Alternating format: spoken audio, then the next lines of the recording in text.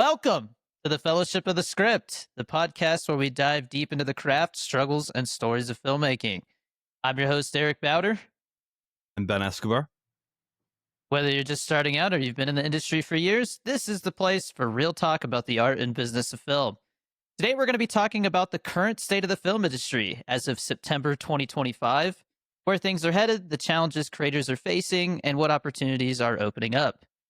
We're going to start off by talking about why we chose this topic.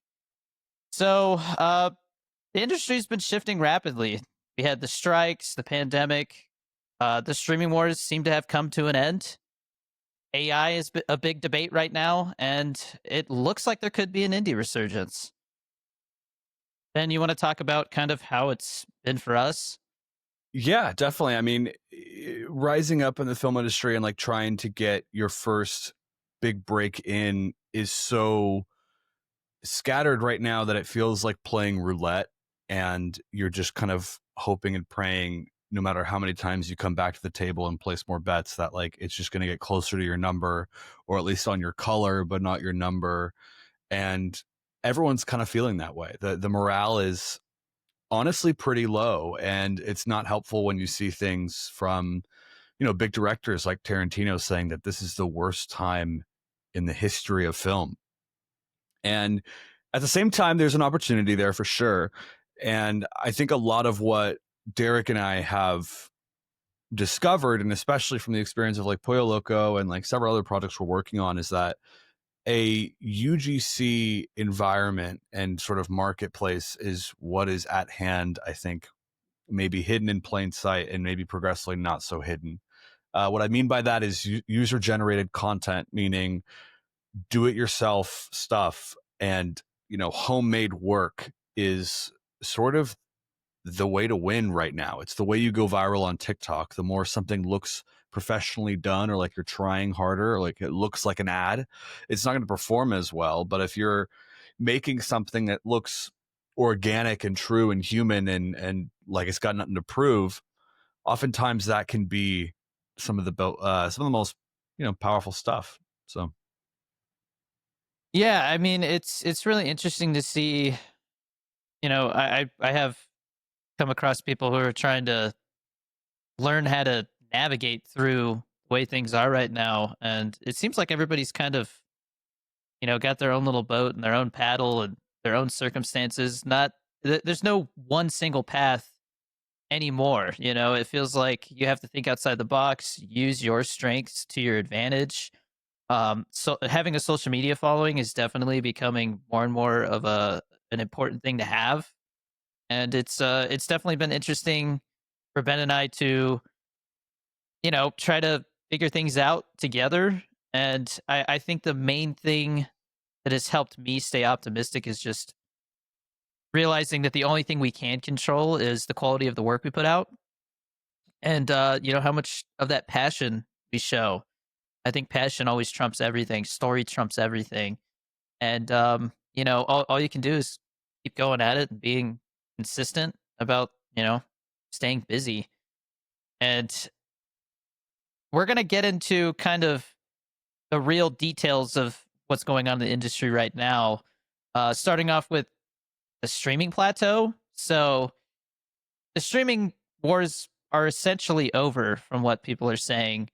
It seems like they're no longer trying to outspend each other, but that's kind of led to a big slowdown in how much content they greenlight and how much they put out.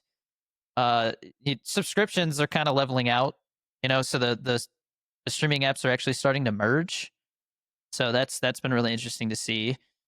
Hulu, obviously, that's a part of Disney, and so they've been kind of. It seems like they've been putting off merging those together because they don't want to lose subscribers from Hulu, because there are people who subscribe to Hulu that don't subscribe to Disney Plus, and so on and so forth. We're not gonna keep talking about streaming, but it's just interesting to see that shift from cable TV, has kind of created a problem for these studios and how they generate ad revenue. Because we're not getting those traditional commercials anymore, and it's all been about subscriber numbers.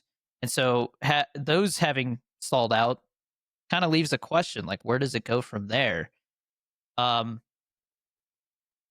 people have been saying that the theater's dying for a long time now, and every once in a while there's like a big, thing like the Barbenheimer thing that happened. That it seems like they're trying to replicate, but I feel like things like that, and Ben, you can kind of, I guess, go into this more. I don't think you can replicate something like that. It's something that organically happens, and so I mean, it's interesting to see. I don't know if we're gonna see something like that anytime soon. Maybe with the Odyssey. What do you think? Perhaps. I mean, I think it is fun when a good movie comes out and it's like an event, because they say in the game industry, it's less so about the reception of the game itself, but more of the memes of your game. And I think Weapons is an interesting example of that for the film side, because the sort of like coverage that Gladys as a character got, with like the merch and like putting her face on like the over the Wendy's logo and like getting I shirts want out of that that. shirt. Yeah, yeah, it's cool, and like you don't see a lot of movies get that. I mean, Naked Gun had, was such a wonderful movie, and I don't see as much. Maybe my algorithm's not geared for it, but I don't see as much talk and like kind of fandom about the Naked Gun, which I would hope that would be the case. But like something original like Weapons, like everyone's genuinely curious about what is this prequel movie that is suddenly like in talks like the Monday after that weekend. And it's like, who could have expected that? But when it rains, it pours, obviously with original content. And it's very encouraging to see that, like, when a good marketing push happens, when a thoughtful film happens with a good director and something that's just, again, truly original with a unforgettable character, that, cream rises to the top. Um, that said, though, in terms of like a Barbenheimer type of like multi-hit thing, it's wonderful that that happened at least once, and I think we wouldn't have had that happen if it wasn't for things like TikTok and stuff.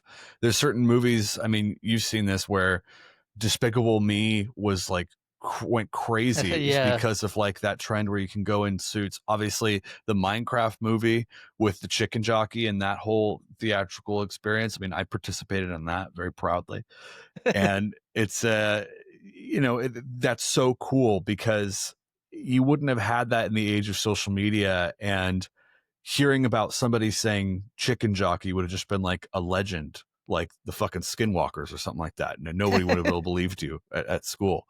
But no, it's cool to like witness that and like, outdo each other. And then it creates, the cool fucking, they had like a chicken jockey themed screening where it was like encouraged to go wild. And, it got them a couple extra, like 10 to 20 million. That's like, I yeah. I worked at the movies in high school, and seeing those auditoriums so filthy, I'm like, man, I'm glad I'm not cleaning those Yeah. auditoriums, man. That's the worst part, obviously. Yeah. It is interesting because when I was researching for this topic, the topic of mid-budget films having been, it's such a budget struggle right now. It seems like there's either like the really small, like sub 10 million indie films, or there's the huge blockbuster, $80 million plus films. And those ones that kind of fall in between seem to struggle because they don't have that marketing budget. But Weapons, that being 38 million, that is it's rare, but I hope that encourages studios to make those smaller bets like that. Um, so it'll be interesting to see if things shift, as we continue to evolve and face AI and stuff. But the idea that the theaters are dying, I think a lot of that has to do with ticket prices. Obviously, like, for a long time, if you go back and look at the history of movie theaters, tickets were $5 for a very long time, and now they're like 15, and they seem to be going up. And concessions keep going up. Every time I go to a theater, I'm like, wow, like I can't imagine not having one of their free like memberships or something just to help, because it's crazy, man. It's getting expensive.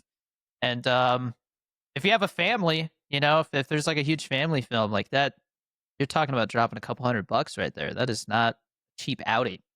So But what do you think? I think specialty theaters are helping the expansion of IMAX, 40X. I love Flix Brewhouse. Obviously, I talk about that a lot in my content, but those like dine-in theaters I think are pretty sweet. Yeah. Um, but they are expensive still, you know.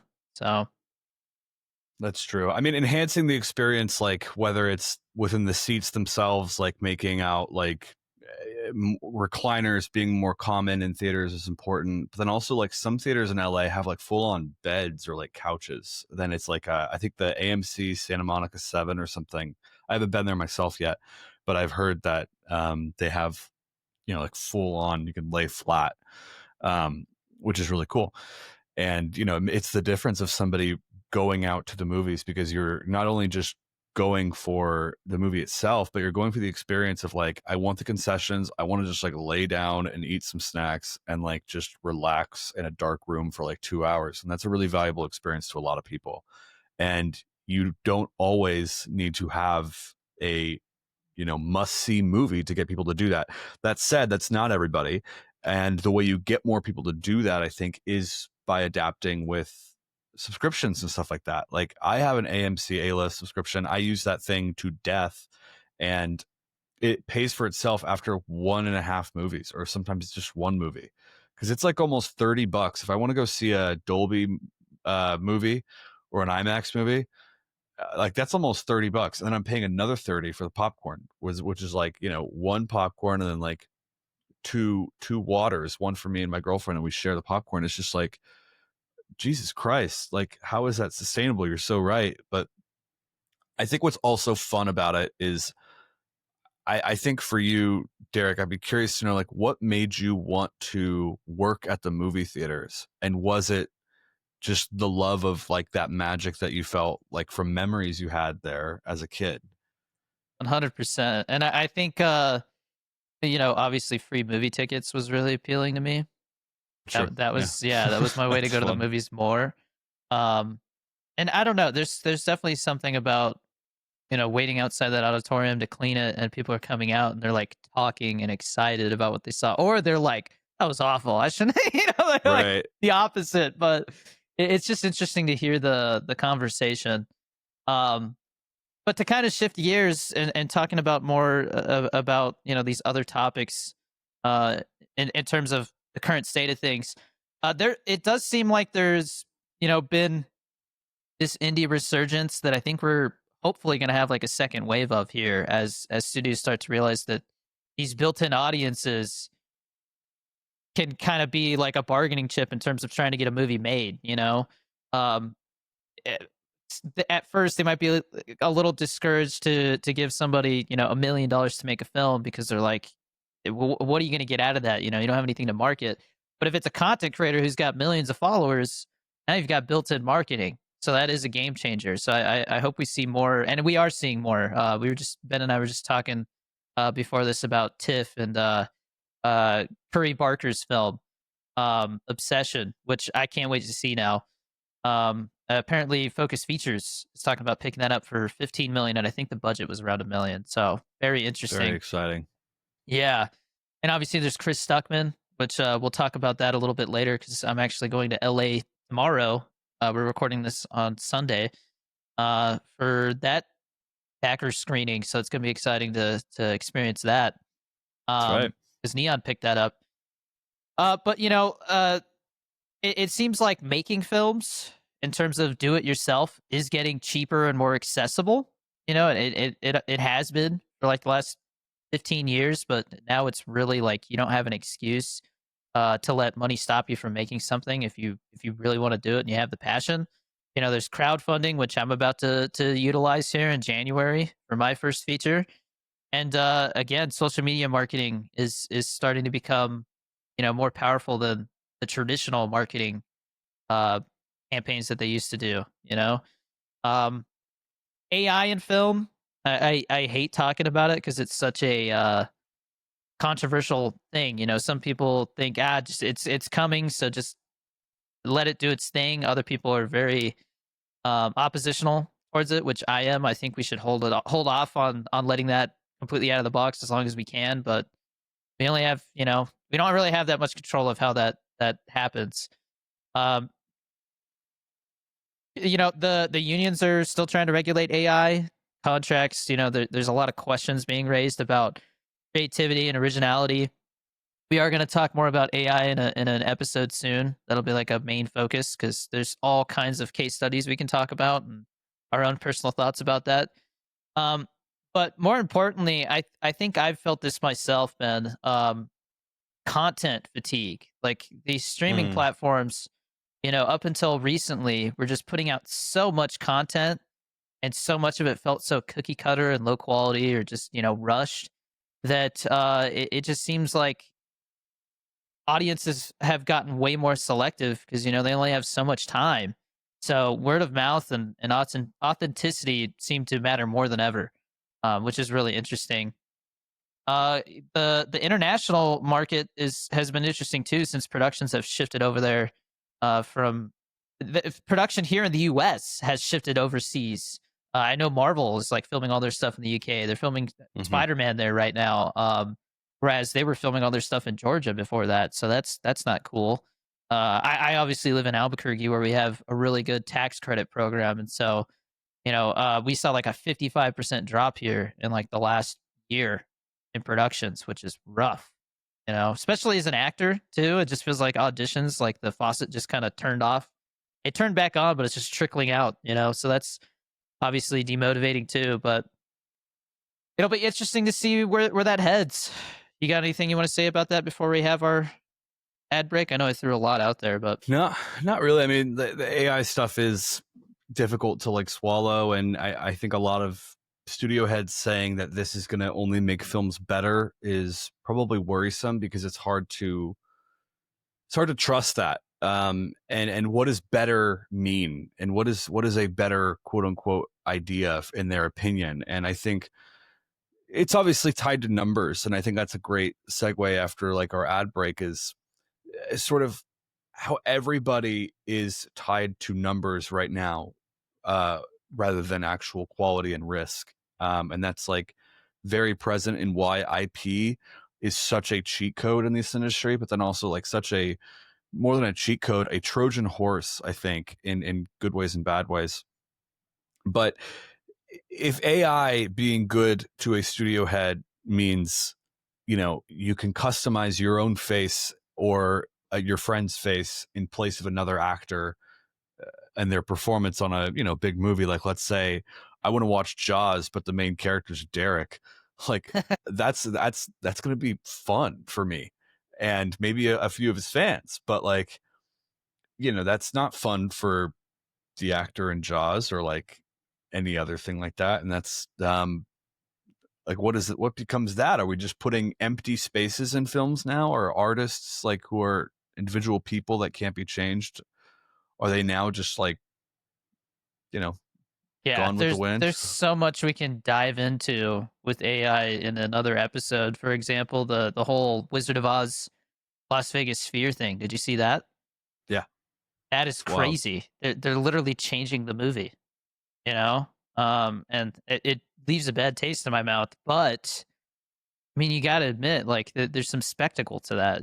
I think a lot of it has to do with the sphere itself. Outside of that, I think people would be a little more disappointed with that. But I think the fact that it's supposed to enhance the immersion of it does make it intriguing. I like, there's definitely some curiosity there, but I just the idea that they're changing it like that, and it's its own thing, and it's I don't know. Like literally they're having characters that in the movie walk off screen, and you're like seeing where they go now because it's being generated. Like that's just so weird. Like that's not real. That doesn't Hmm. exist.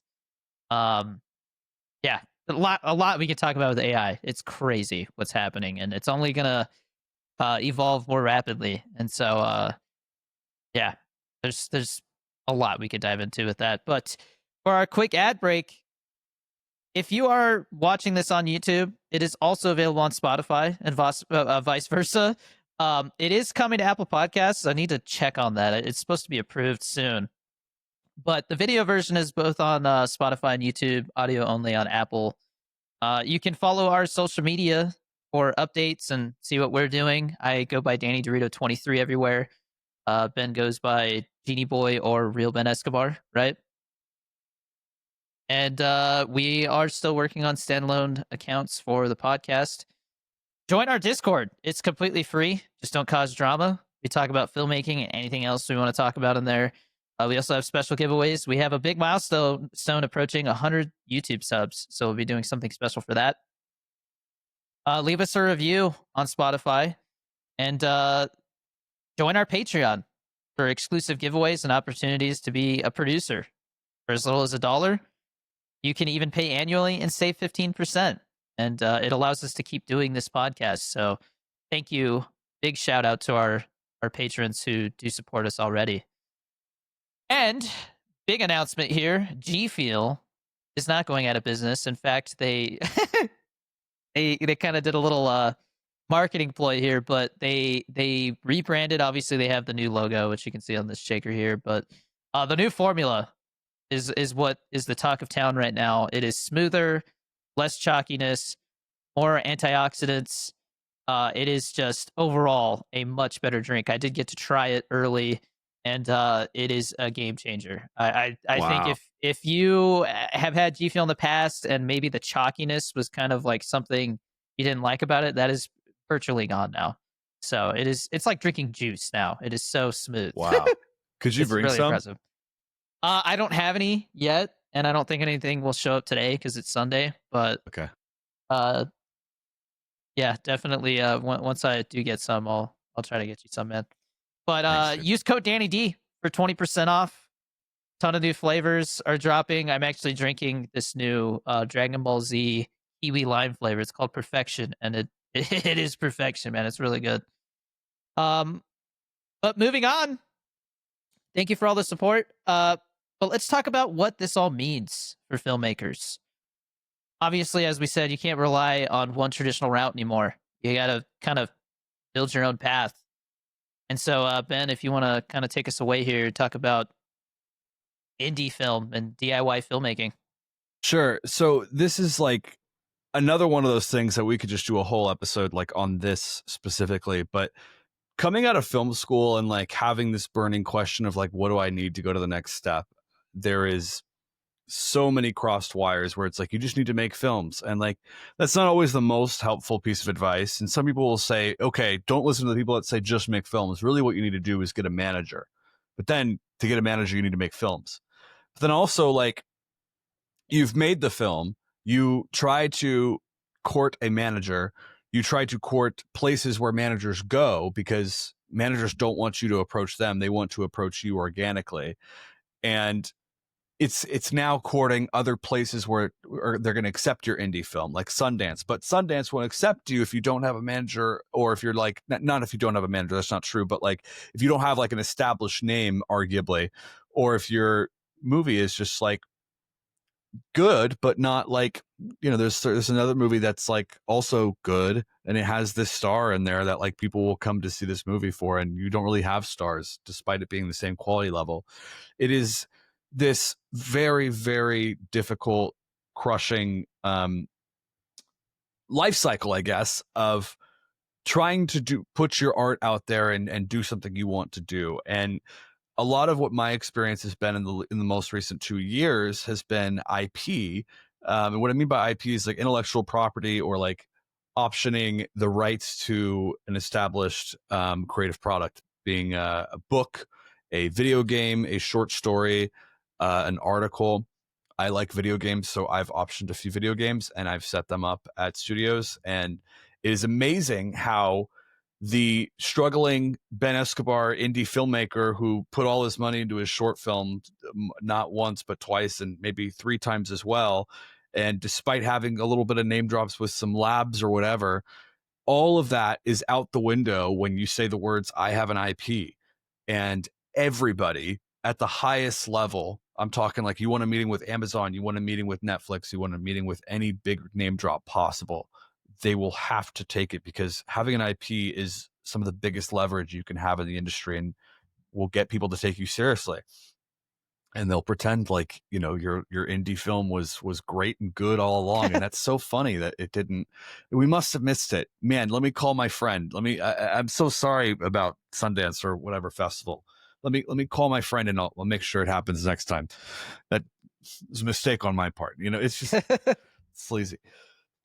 um but I anyway, yeah. I think the same thing applies as it always has. If you want to make films, like let's say you're a writer director, like Ben and I, you gotta the idea of like you just got to make films. Yes, that is true, but don't just put out slop to put something out. I've been very I've tried to be very strategic about this first film that I'm working on. Like, I want to make sure that it checks the boxes that are important to me, and that the passion comes through, and that it's a good story. And despite having a limited budget, people can see how much you care and love filmmaking. So that should be the goal. If you're starting out and you're making short films, with each short film, you should be trying to improve and challenge yourself in different ways. And I think that not only does that just make you a better filmmaker, but I think people notice when you're not just one of those flashes in the pan that makes like one film and then you never make anything better than that, or you never raise the bar for yourself. I know people who I'm not going to name names, but they've been making short films for like 20 years, and it's like at a certain point you gotta make the leap, you know. And not only that, short films, if you're trying to top them with every project, they get expensive. So it's definitely, I think, wise to pivot when it feels right. And sometimes it won't feel like you're ready, and that's just part of the process, you know. Um, and what are you doing? So I hear something like make a noise. No, you're good. Festivals are still a strong gateway, but you got to keep in mind that there's so many people making short films now. It is, I've talked about it with Ben a ton. There's like 20 to 30,000 short films made every year. And so this idea that you're going to get into Sundance is just the numbers are against you. Not saying it's not possible, but I mean, I see the films that do get into Sundance and I'm like, wow, like either they spent a ton of money or they've been working on this for forever, or they had like, access to people because they've been doing projects for so long. There's, if you think you're just going to like magically put out your first film again in a Sundance, that's not realistic. But it's festivals are important for other reasons too. We're going to talk about networking opportunities a little bit in a second here, but the main thing to keep in mind is that distribution is changing. Like as a whole, it's been changing. And I mean, back to Curry Barker, who I would love to talk to at some point because I'm curious to hear how this all worked out for him. I mean, they put their $800 found footage horror film on YouTube, and that got 2 million views and got the attention that allowed him to get the budget for this film that now Focus Features might be picking up here. So again, just got to find your own path. You gotta build your own audience now. So social media is more important than ever. It's become more important than traditional networking.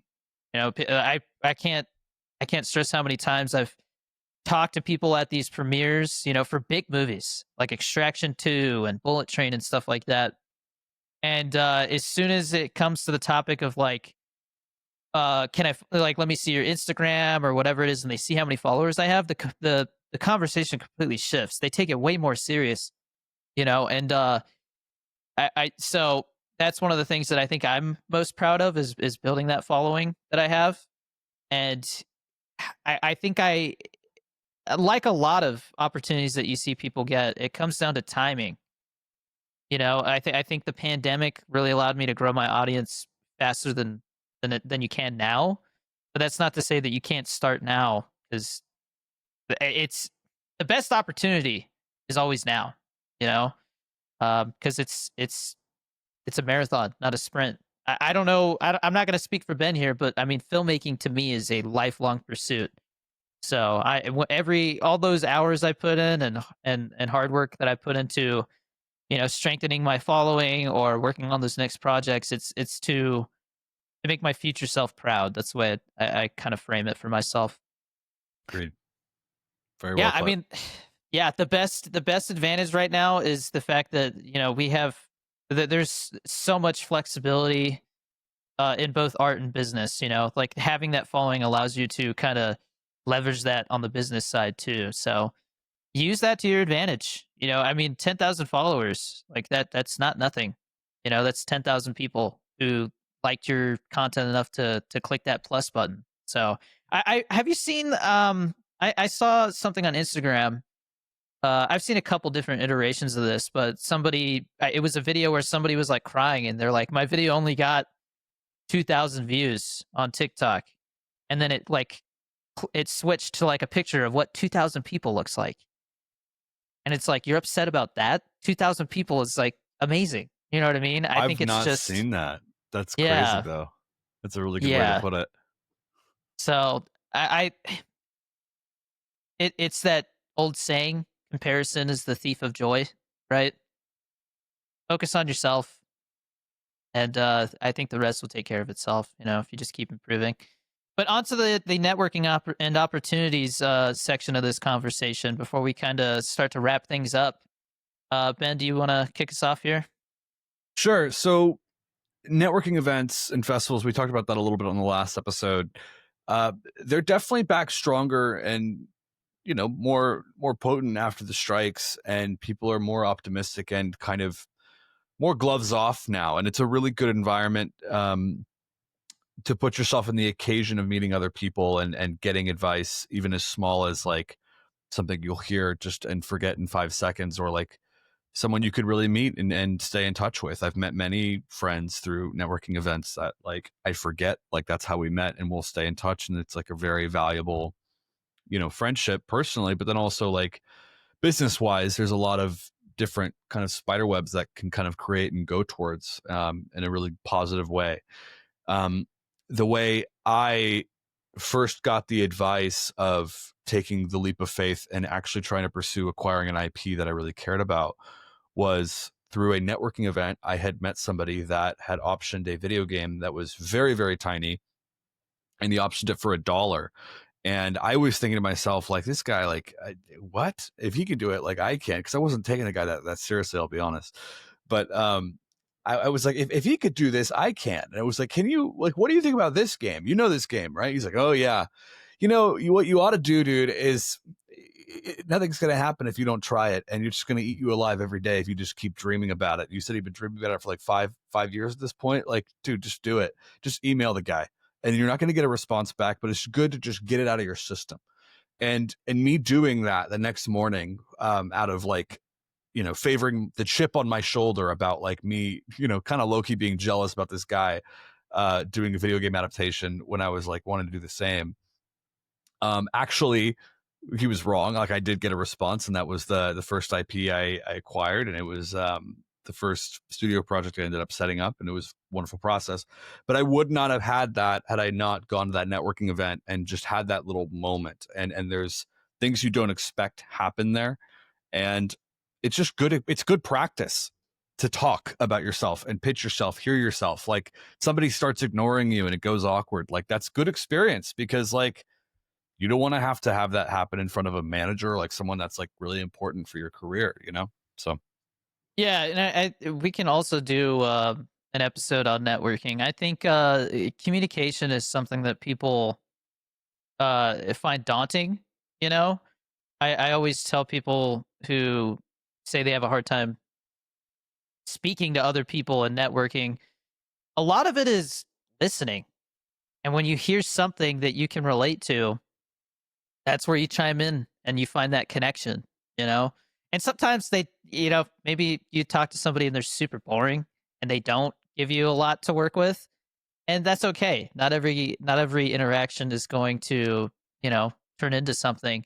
But I've seen especially locally with the festivals we have here, so many times where I have a brief interaction with somebody and then I run into them like, a couple months later at another event, and because we both don't know anybody else there, or we're the first people that we like recognize, just by seeing them, that is when there's like a deeper conversation. And then it leads to, that is such a good going to point. some other thing, so Yeah. yeah, don't, don't be discouraged, to go out there and have those conversations. It's gonna feel awkward, especially if you're try I hate when I go to networking events and I'm like by myself and there's all these groups and I feel like I have to like kind of pry my way into one and be like, "What's up? I know this guy. What's going on? What are you guys talking about?" And it's just part of the game. And yeah, again, these things won't happen unless you go for it. So, um I mean, the big thing, like I said, and we keep harping on this, but creators who know how to market themselves and present their projects, that's they have the edge. So you have control over that. Keep that in mind. IMDb credits and resumes are still crucial. So, like I said in the last episode, make sure you're giving yourself credit. Make sure you're building a resume that people can see. Because that is a huge difference between somebody coming in and going, "Hey, I'm getting into film. I'm working on my first project," and somebody going, "Hey, I'm working on a project," and then they look you up and they see all this stuff that you've already done. So, as soon as you start working on things, and I mean, people will be I guess unhappy about, early projects and then won't give themselves credit for it because they're worried that people are going to see it. But it just shows your improvement. That's what nobody expects you to be Steven Spielberg after your first short film or two. So don't be afraid to show those credits. All it does is show that you're building experience. And for many jobs, referrals are still huge. So good work builds a reputation, and that spreads. Word of mouth will get you more opportunities. So get out there. For example, we talked about how I got the directing gig for Hunters because of Pollo Loco and the reputation that that put out there, and the relationships I built. Um, you know, going to festivals with that, and going to acting classes, and not being afraid to talk about what I was working on, and that it was in its festival run. It actually led to something. And Ben talked about a similar situation with the script that we're working on right now together. So to kind of close things off, I think the big question that every aspiring filmmaker or filmmaker who's starting out and is finding it difficult to navigate is you have to ask yourself, do you really love filmmaking enough to stick to the process during these uncertain times? Because since I started, I mean, even when I got out of the Coast Guard in 2020, from then until now, it has felt like uncertain times. And I think you just have to get used to that. And you got to remember that everybody's feeling that. And it's the ones who don't let that like demotivate them. They're the ones that, like you said, they rise to the top. And it's a long process, marathon, not a sprint. Can you see yourself doing it in 10 years? Even if the industry shifts and something that you were doing is no longer, popular, or that's no longer a viable way of doing things.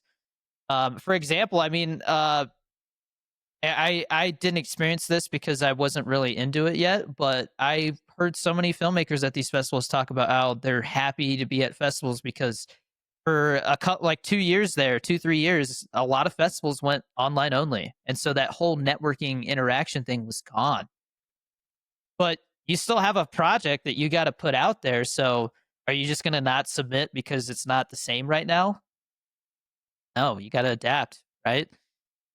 It's trial and error, and it's going to continue to evolve. This industry is always changing. There's always a new thing that pops up, and it's those who adapt that thrive. You got anything else you want to talk about before we kind of talk about us for a little bit and close it off?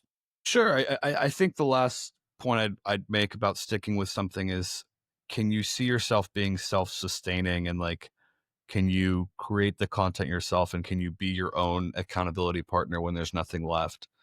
Um, it's something that I'm like actively working through right now, and what brought me to video game creation in addition to filmmaking is like having to rely on so many people and a big team on a filmmaking crew is a privilege. You don't always get that with every film set you're on, every project you want to make. And sometimes it's literally just you, and you have to be your own director, you have to be your own actor, you have to be your own everything. And a lot of times it's not sustainable. And it's only a few of those kind of projects that really make it to the top, and it's you're just always going to be limited. And so I think long term, the one thing that nobody can take away from you is yourself. and your ability to create and your work ethic that we kind of described at the beginning. And for me, video games and solo development, or working with a small team, has been a interesting outlet to explore that and retain that strength, because then you can flip your own project into an IP, and the success and failure is entirely up to your own personal responsibility. And I like that challenge. I think it's something that I am already used to by betting on myself. I know Derek's betting on himself constantly, and everyone who's considering indie film is betting on themselves in that way, and even beyond just film. But if you could see yourself relying on you and only you, like there's an apocalypse that has happened and there's nobody else on this earth, and you're still a filmmaker, I think that's a good sign that you'd want to maybe stick with this. So, Yeah, I mean, I it's kind of like content creation where you do something because let's say there's a trend, people are all doing this thing, and then eventually a trend dies out, and you got to adapt. You got to work with what you got. I saw not to put somebody down, but I saw a TikTok where somebody was saying this guy was saying that he's a filmmaker and he's made 20 features. And I'm like, okay, so I look him up and there are all these features that he's just dumping on YouTube. And so that kind of gets into the whole idea of you got to make sure you improve and level things up with each project, because making 20 features that are going on YouTube, that feels a little bit like you're spinning your wheels. Um, and I think that also when I hear the word 20, that makes me kind of feel like they're, I guess, all a little similar, and like they're not, I'm like, I don't even know which one to watch. That's a lot of features, and it's interesting. Like I said, everybody has their own path, but it's at the end of the day, it's like any other profession where you have to continue to challenge yourself. And yeah, it's hard, but it's supposed to be hard, or else everybody would be doing it, and then it wouldn't be special anymore. So keep that in mind. And yeah, I mean, I myself am trying to figure things out. It's not like there's a book out there you can read that tells you how to do everything and be successful.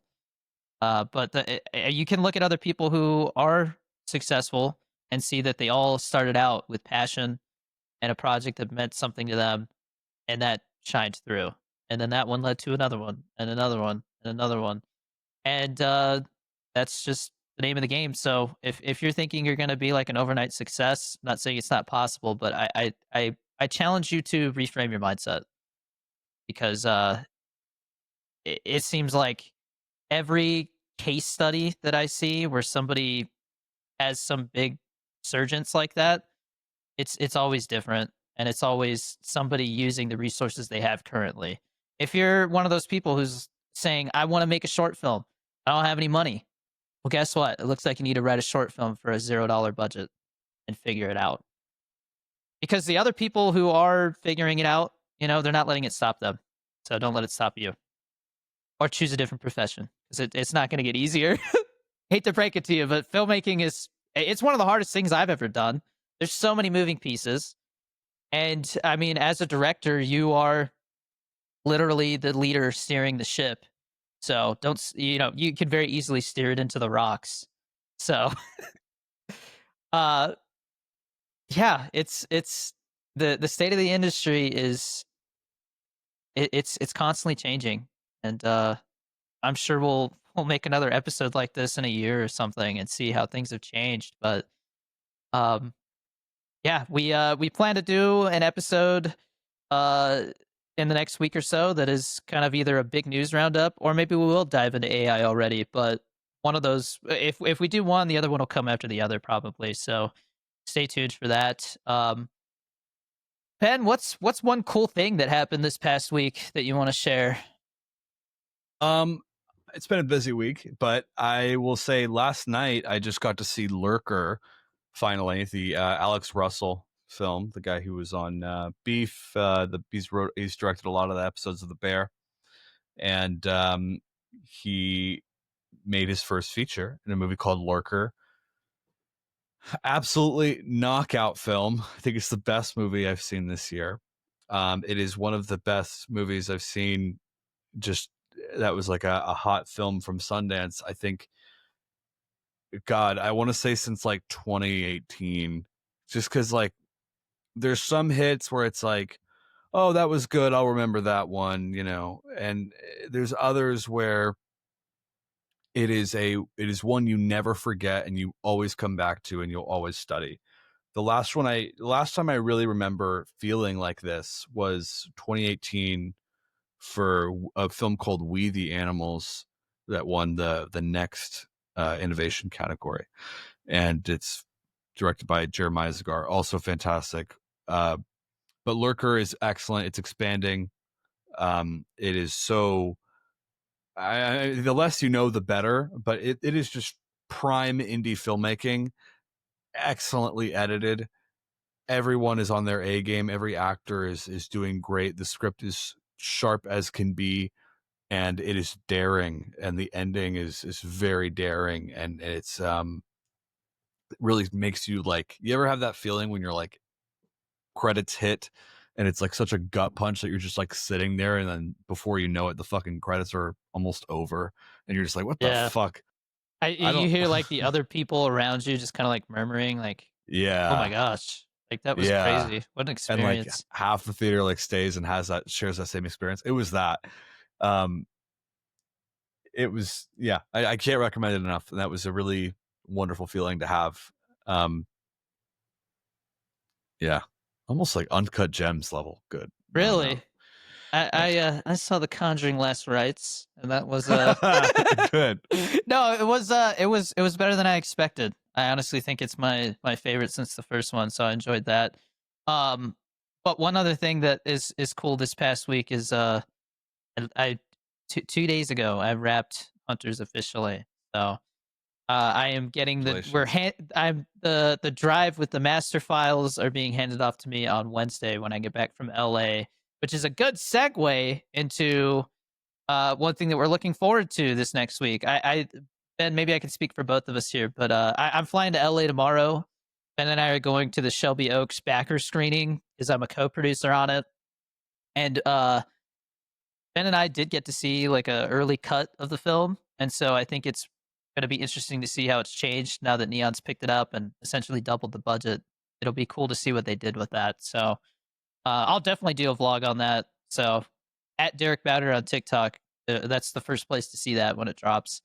Um, but yeah, no, I look forward to hanging out with Ben for a couple days doing that. I think he said we might even go see Lurker because he liked it enough to see it a second time, and I am very curious now because Ben is very he's very picky about films I've seen.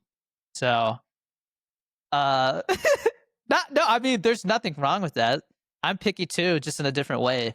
You know, I think for me quality is the most important thing. If something feels like thrown together, it doesn't matter if the story's like good. I'm still gonna like nitpick it, because it's like if you care so much, then make sure it looks good. It sounds good, But sometimes budget doesn't allow that. But my answer to that is always like take an extra month, get some more money, figure it out. Like like I don't know.